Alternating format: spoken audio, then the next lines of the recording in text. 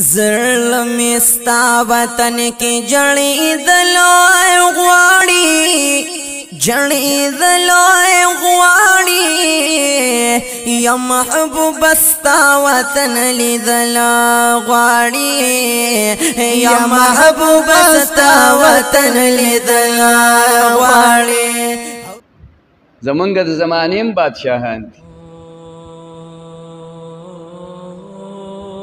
شاید چې د جنازې د دعاګانې به هم نه ورځي، درود شریف به هم نه ورځي.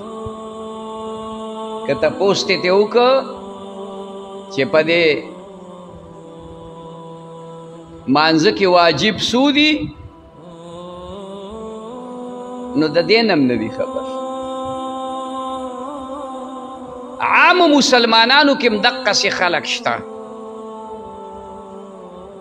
چې د دین د الف ب نه به نه خبر، او چې خبره کوي او غیبت کوي او سپکې وي او سپورې وي، نو د علماو زما وروڼو یو خبره مې واورئ،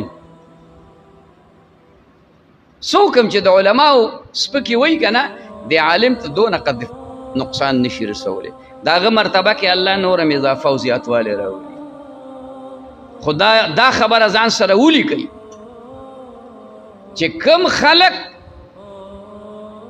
د علماو سپکې وي او علماو ته په سپک نظر ګوري، پټکي ته په سپک نظر ګوري، دیګري ته په سپک نظر ګوري، مدرسې او جومات ته په سپک نظر باندې ګوري، لسو پشتو پورې به په دغه کورنۍ کې چرته عالم پیدا نشي. محنت که وکي نو لسو پشتو پورې او پکې عالم نه پیدا کی، چې پیدا کیږي نو گمراه به پیدا کی، او چې په قبر کې کېښودی شي، نو دا خو تاسو ته پته ده مړی چې موږ په قبر کې کېږو نو کم طرف ته وله مخ کوو؟ قبلې ته که نه، په ښۍ ډډه به پوره سملې، په ښۍ ډډه شا به چې کوم دی د شا دیوال ته اړامه کې، او د مخ به کوم طرف ته راشي؟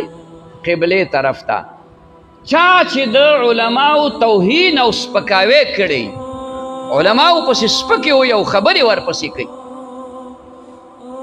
قبر سبا له اوس پړی، که د مخ د قبلې نه نور خاته ته نه وګرځېدلی نو راشي زما په دې مخ لاړې راته. دا زه نه ویم، دا رسول الله صلی الله علیه وسلم، رسول الله صلی الله. امام مالک رحمه الله فرمایي څوک چې علماو پسې سپکې وایي د ده مرګ به په کفر باندې،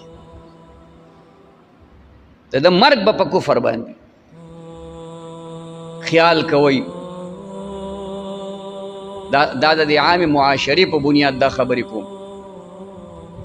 زه سیاسي سړی نه یم چې څه مو خوښه هغه کوئ، چې اوټ چاله ورکوئ، په اوټ مې د سره څه کار نشته دی. ستاسو غم راغستی یما، ما نه به خدای تپوس کوي چې تا دې قوم ته خپله غاړه خلاصه کړې وه، تا په دې خبرو باندې خبردار کړي وو، دقې درد دل کې واسطې خبره کوو. تاسو ته دا پته نشته چې د علماو د دې عامو مسلمانانو سره څومره محبت دی، دا تاسو ته پته نشته. دا حقاني علماو ته پته ده، بل چا ته پته نشته. او هغه عوامو مسلمانانو ته پته ده چې چا د حقاني علماو سره ربط او تعلق دی او ناسته او پاسته. مونږ خو د علماو مجلسونو تښتو، د علماو مجلسونو کې کښېنئ چې تاسو ته لذت او خوند محسوس شي، مزه درته محسوس شي.